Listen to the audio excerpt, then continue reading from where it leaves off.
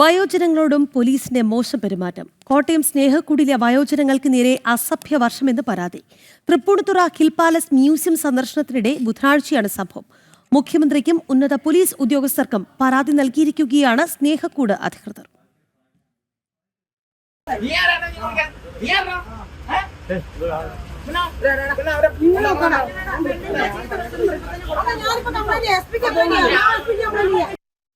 Tripunithura hill palace മ്യൂസിയത്തിലെ സുരക്ഷാ ചുമതലയുണ്ടായിരുന്ന police ഉദ്യോഗസ്ഥനെതിരെയാണ് പരാതി. Civil police officer എൽദോസിനെതിരെ മുഖ്യമന്ത്രിക്കും ഉന്നത പോലീസ് ഉദ്യോഗസ്ഥർക്കും പരാതി നൽകി. കോട്ടയം സ്നേഹക്കൂട് അഭയമന്ദിരത്തിൽ നിന്ന് ബുധനാഴ്ച രാവിലെ 10:30 വയോജന സംഘം ഹിൽ പാലസിലെത്തിയത്.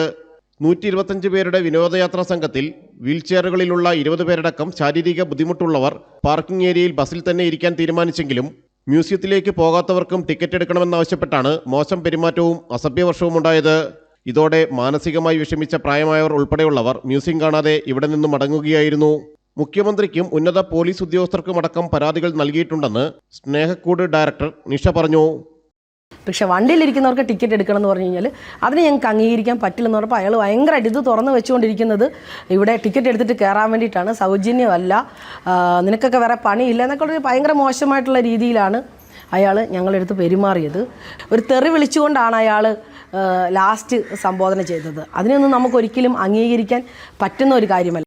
പ്രായമായവരോട് പോലും ഇത്തരം പെരുമാറ്റമുണ്ടാകുമെന്ന് ഒരിക്കലും കരുതിയില്ലെന്ന് സ്നേഹക്കൂടിലെ അച്ഛനമ്മമാരും പറയുന്നു. ഞങ്ങൾക്ക് സങ്കടമുണ്ട് കാണാൻ പറ്റാത്തതിൽ. ഞങ്ങളുടെ ഏറ്റവും സങ്കടം ഇങ്ങനെയുള്ള സ്ഥാനത്ത് ജോലിക്ക് ഇരിക്കുന്നവരെ, മനുഷ്യരെ മനസ്സിലാക്കുന്ന മനുഷ്യത്വമുള്ള ആളുകളെ ദയവ് ചെയ്ത് നിങ്ങൾ ഇരുത്തുക. ഞങ്ങളുടെ കാണാൻ പറ്റാത്ത സങ്കടം ഒത്തിരി ഉണ്ടെങ്കിലും ഞങ്ങളുടെ മോളോട് പെരുമാറ്റത്തിൽ ഞങ്ങൾക്കെല്ലാവർക്കും വിഷമമല്ല, അമർഷമുണ്ട്. ഹിൽ പാലസ് ഡ്യൂട്ടിയിൽ ഡെപ്യൂട്ടേഷനിലെത്തിയതാണ് ഈ ഉദ്യോഗസ്ഥൻ. ഹിൽ പാലസ് മ്യൂസിയം കാണാതെ മടങ്ങി ലുലു മാളിലും വല്ലാർപ്പാടം ബസിലിക്ക പള്ളിയിലും ഫോർട്ട് കൊച്ചിയിലും എത്തിയായിരുന്നു എല്ലാവരുടെയും മടക്കം. ജനം, കൊച്ചി.